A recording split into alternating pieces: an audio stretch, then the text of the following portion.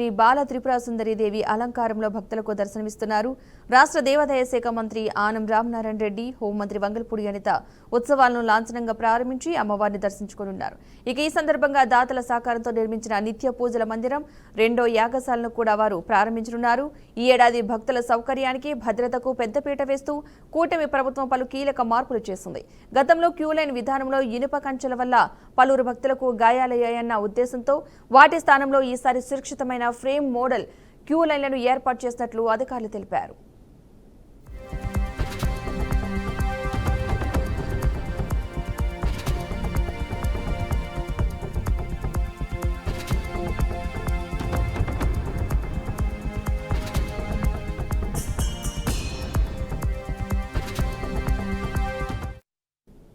అత్యవసర పరిస్థితుల్లో భక్తులు బయటకు వచ్చేందుకు వీలుగా ప్రతి 50 మీటర్లకు ఒక ఎమర్జెన్సీ గేట్ను అమర్చారు. ఆ ద్వారానికి ఎరుపు రంగు వేసి ప్రత్యేక బోర్డులతో స్పష్టంగా గుర్తించేలా అధికారులు చర్యలు తీసుకున్నారు. ఈ నవరాత్రుల్లో భాగంగా 500 రూపాయల ప్రత్యేక దర్శన టికెట్ను రద్దు చేసి కేవలం 300, 100 రూపాయలు ఉచిత దర్శన క్యూ లైన్లను మాత్రమే అందుబాటులోకి ఉంచినట్లుగా అధికారులు స్పష్టం చేశారు. దర్శనం ముగిశాక భక్తులు సులభంగా రహదారి దాటేందుకు రథం సెంటర్ వద్ద క్యూ లైన్ల పైనుంచి కొత్తగా ఫుట్ ఓవర్ బ్రిడ్జిని నిర్మించారు. దీనివల్ల కుమ్మరపాలెం వైపు వెళ్లే భక్తుల ప్రయాణం సులభతరం కానుందన్నారు.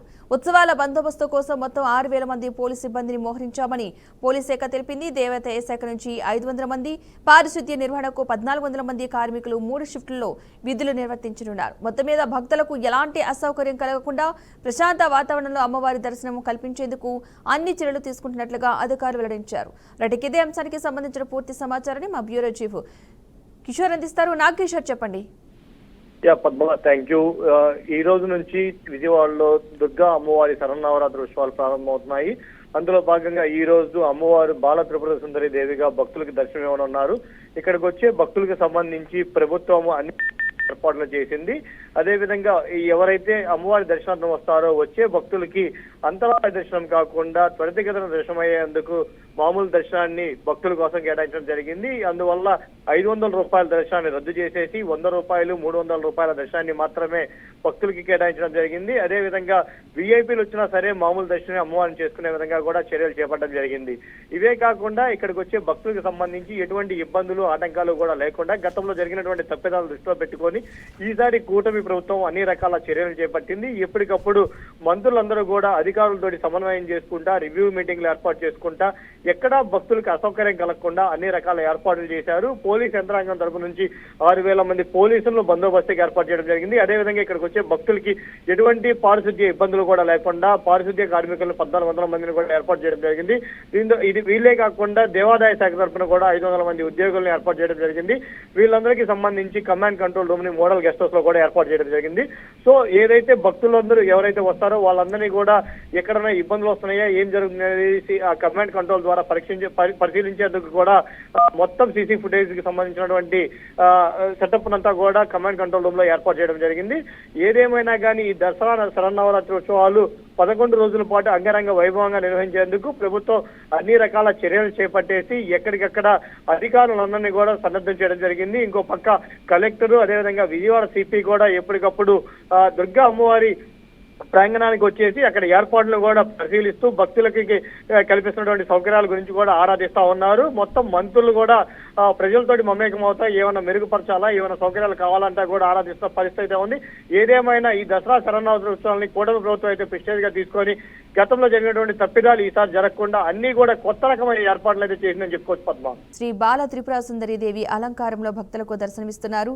రాష్ట్ర దేవాదాయ శాఖ మంత్రి ఆనం రామనారాయణ రెడ్డి, హోంమంత్రి వంగల్పూడి అనిత ఉత్సవాలను లాంఛనంగా ప్రారంభించి అమ్మవారిని దర్శించుకోనున్నారు. ఇక ఈ సందర్భంగా దాతల సహకారంతో నిర్మించిన నిత్య పూజల మందిరం, రెండో యాగశాలను కూడా వారు ప్రారంభించనున్నారు. ఈ ఏడాది భక్తుల సౌకర్యానికి, భద్రతకు పెద్దపీట వేస్తూ కూటమి ప్రభుత్వం పలు కీలక మార్పులు చేసింది.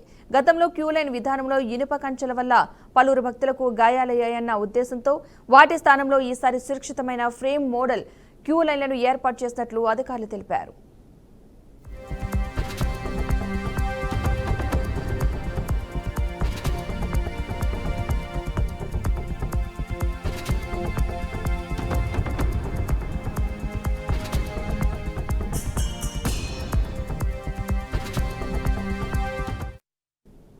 అత్యవసర పరిస్థితుల్లో భక్తులు బయటకు వచ్చేందుకు వీలుగా ప్రతి 50 మీటర్లకు ఒక ఎమర్జెన్సీ గేట్ను అమర్చారు.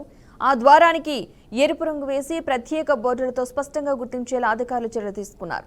ఈ నవరాత్రుల్లో భాగంగా 500 రూపాయల ప్రత్యేక దర్శన టికెట్ను రద్దు చేసి కేవలం 300, 100 రూపాయలు ఉచిత దర్శన క్యూ లైన్లను మాత్రమే అందుబాటులోకి ఉంచినట్లుగా అధికారులు స్పష్టం చేశారు. దర్శనం ముగిశాక భక్తులు సులభంగా రహదారి దాటేందుకు రథం సెంటర్ వద్ద క్యూ లైన్ల పైనుంచి కొత్తగా ఫుట్ ఓవర్ బ్రిడ్జిని నిర్మించారు. దీనివల్ల కుమ్మరపాలెం వైపు వెళ్లే భక్తుల ప్రయాణం సులభతరం కానుందన్నారు. ఉత్సవాల బందోబస్తు కోసం మొత్తం 6000 మంది పోలీసు సిబ్బందిని మోహరించామని పోలీస్ శాఖ తెలిపింది. దేవాదాయ శాఖ నుంచి 500 మంది, పారిశుద్ధ్య నిర్వహణకు 1400 మంది కార్మికులు 3 షిఫ్టుల్లో విధులు నిర్వర్తించనున్నారు. మొత్తం మీద భక్తులకు ఎలాంటి అసౌకర్యం కలగకుండా ప్రశాంత వాతావరణంలో అమ్మవారి దర్శనం కల్పించేందుకు అన్ని చర్యలు తీసుకుంటున్నట్లుగా అధికారులు వెల్లడించారు.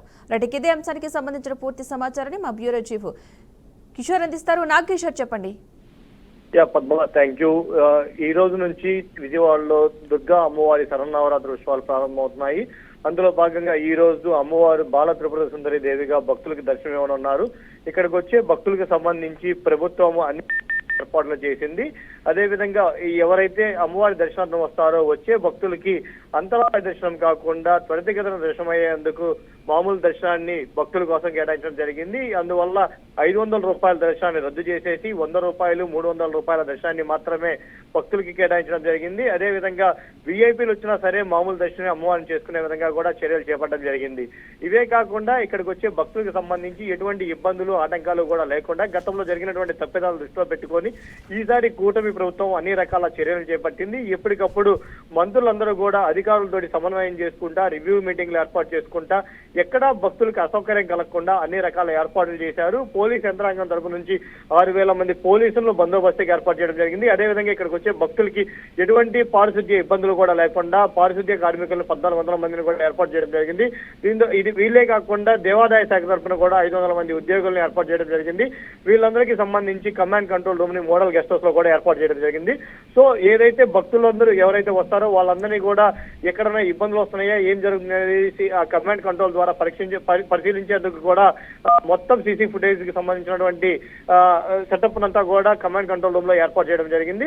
ఏదేమైనా కానీ ఈ దసరా శరన్నవరాత్రి ఉత్సవాలు 11 రోజుల పాటు అంగరంగ వైభవంగా నిర్వహించేందుకు ప్రభుత్వం అన్ని రకాల చర్యలు చేపట్టేసి ఎక్కడికక్కడ అధికారులందరినీ కూడా సన్నద్ధం చేయడం జరిగింది. ఇంకో పక్క కలెక్టర్, అదేవిధంగా విజయవాడ సిపి కూడా ఎప్పటికప్పుడు దుర్గా అమ్మవారి ప్రాంగణానికి వచ్చేసి అక్కడ ఏర్పాట్లను కూడా పరిశీలిస్తూ భక్తులకి కల్పిస్తున్నటువంటి సౌకర్యాల గురించి కూడా ఆరాధిస్తా ఉన్నారు. మొత్తం మంత్రులు కూడా ప్రజలతోటి మమేకం అవుతా ఏమైనా మెరుగుపరచాలా, ఏమైనా సౌకర్యాలు కావాలంటా కూడా ఆరాధిస్తున్న పరిస్థితి ఉంది. ఏదేమైనా ఈ దసరా శరన్నవరాత్రి ఉత్సవాలని కూటమి ప్రభుత్వం అయితే ప్రెస్టేజ్ గా తీసుకొని గతంలో జరిగినటువంటి తప్పిదాలు ఈసారి జరగకుండా అన్ని కూడా కొత్త రకమైన ఏర్పాట్లు అయితే చేసిందని చెప్పుకోవచ్చు. పద్మ.